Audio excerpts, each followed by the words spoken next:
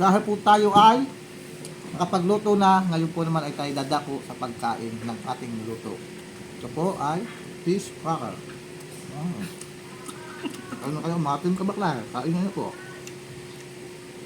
Yan po, pampalinaw ng isip ng ikaw ay matauhan dito. Balam. Malibre po tayong tuyo dahil masustansya ito na hindi na laging high blood.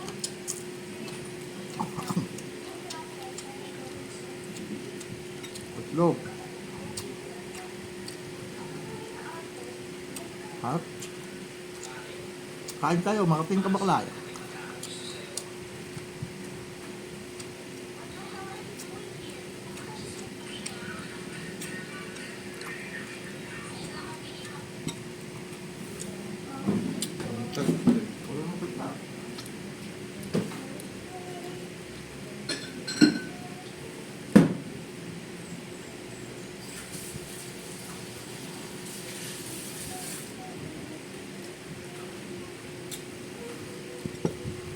Coca-Cola.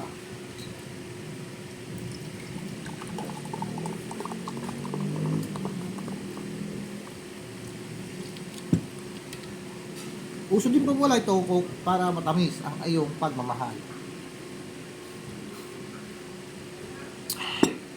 Ang sarap. Ito lang po ang hindi masarap.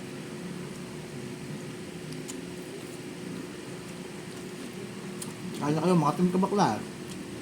At mamaya tayo ay dadako na uli sa bago nating okroronan.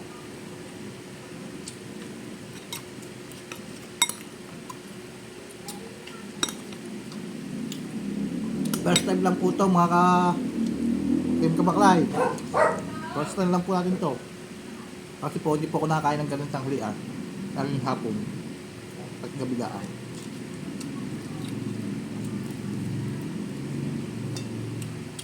Binisita lang po tayo ng isa nating followers. Kaya tayo nagising ng maaga.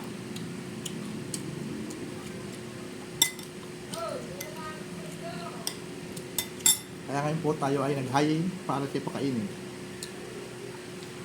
Marami po pong pinanggalingan yan. Taga-Pangasinan pa ho. Isa sa ating mga taga-Pahanga. Ay, taga-Pahanga pala. Taga-hanga pala. Akala ko Pahanga. Hindi pala.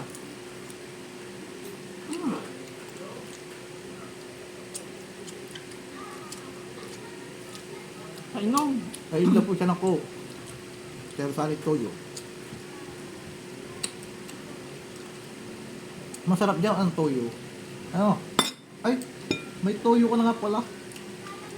Baka ikaw. Hindi pala kailangan ng toyo. May toyo ka na pala. Uy.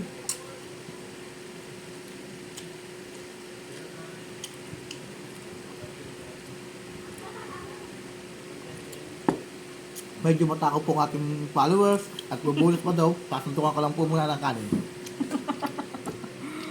Unti lang. Unti lang.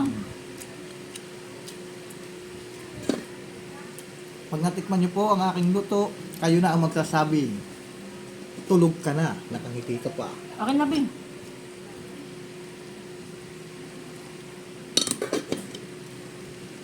Pagkatapos po natin kumain, maya-maya po tayo ay pupunta muna ng sa ating isang followers. Mabibigyan natin ng tulong pinansyal. Kasama po natin ang aking mga kating kabaklal para magbigay ng tulong pinansyal sa isang namatayan.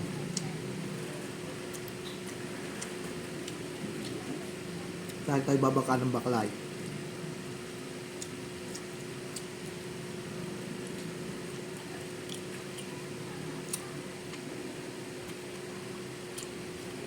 Ikaw lang magsasabing konting recipe lang, hinayin ng tanghalian, pero masarap naman ang kain.